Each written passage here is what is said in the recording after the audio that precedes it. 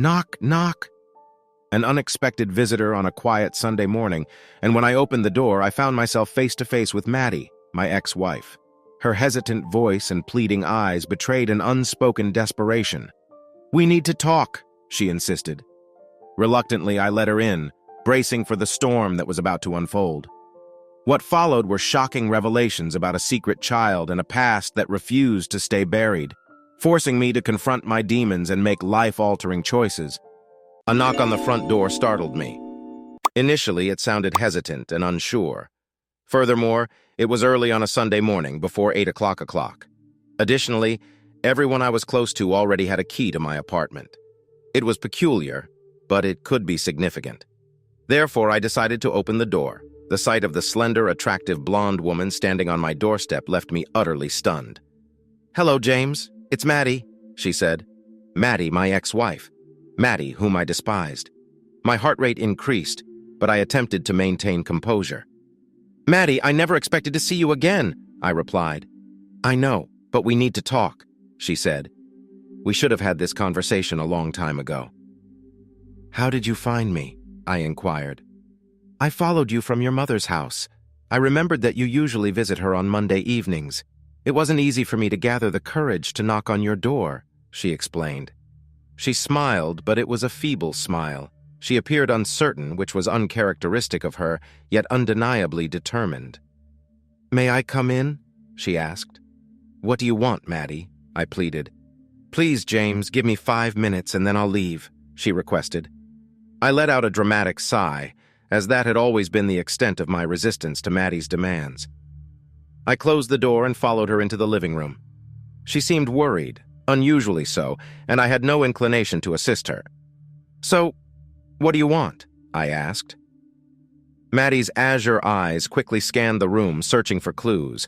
However, there were few personal belongings as the apartment was still new, and the bedrooms, bathrooms, kitchen, and office were still being organized. She glanced meaningfully at the sofa, but since I didn't invite her to sit, she chose to remain standing. She turned to face me. "Could you offer me some tea or coffee?" she asked.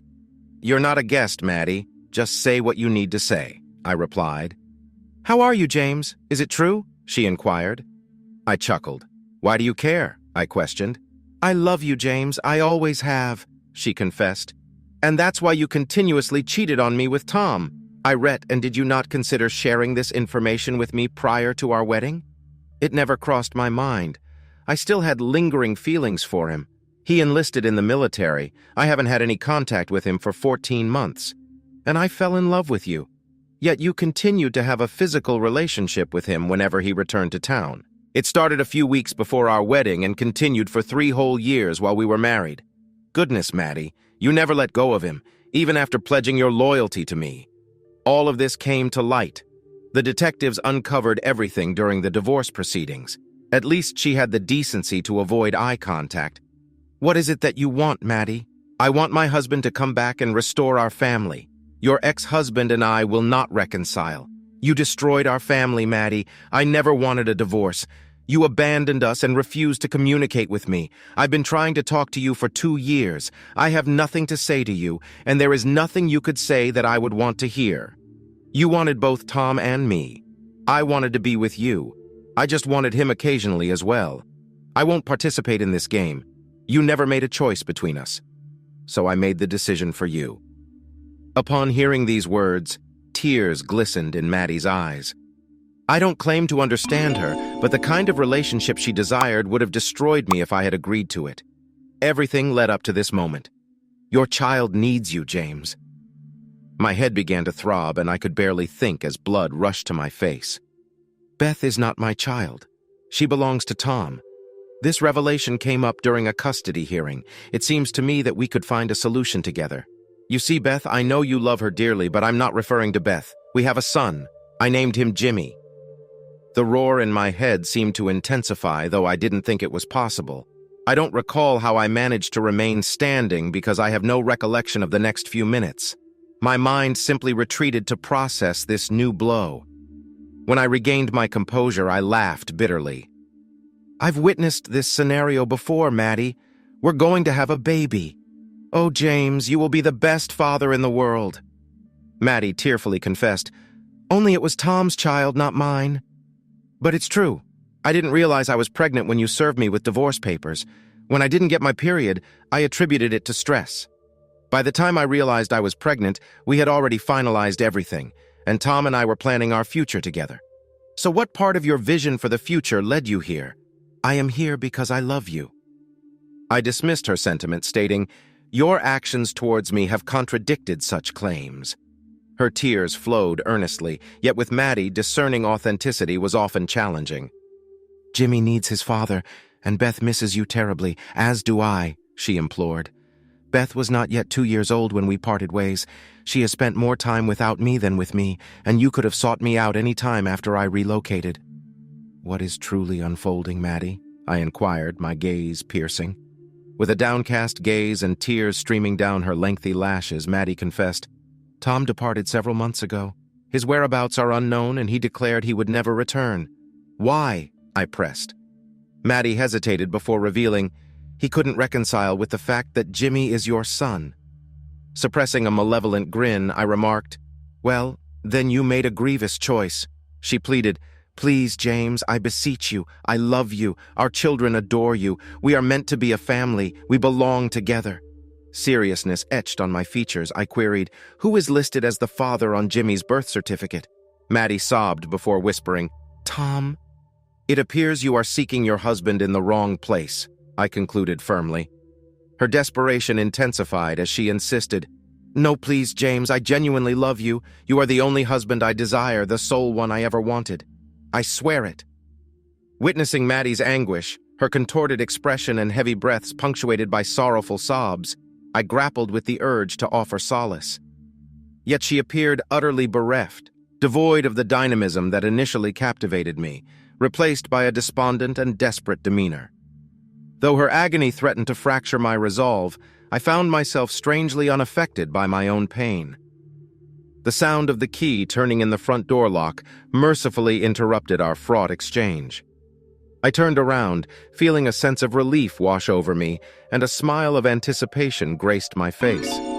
As expected, as the day transitioned into night, the door swung open, revealing a slender figure with dark hair, dressed in yoga pants and a puffy jacket. In her hands, she held a bag of baked goods and a cardboard tray with 2 paper cups, each with a lid.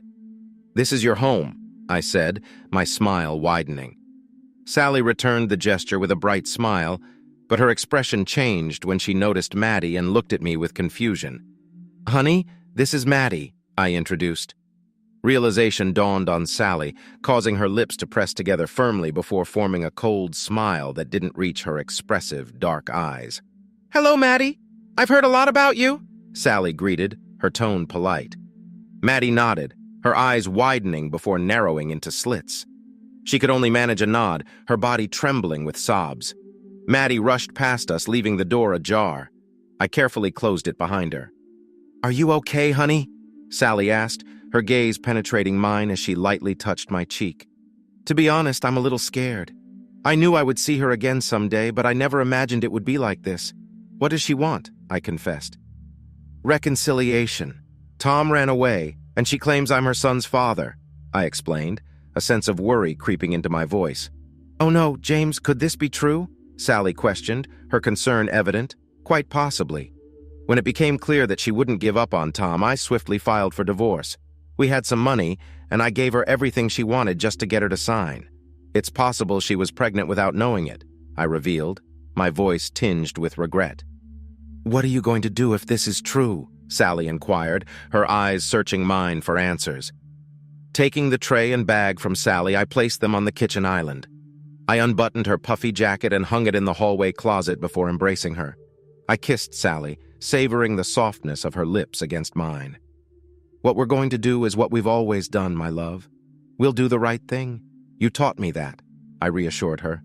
If I am this boy's father, initially I was filled with despair, irritable, distrustful, and quick to react to even the smallest triggers, whether they were real or imagined.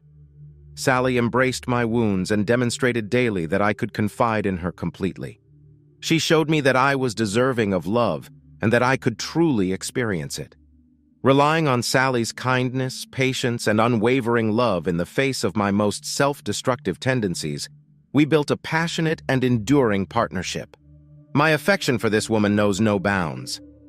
Furthermore, I remarked as I gently caressed the noticeable baby bump that had been present for a few weeks, we have something of our own that will soon demand our undivided attention.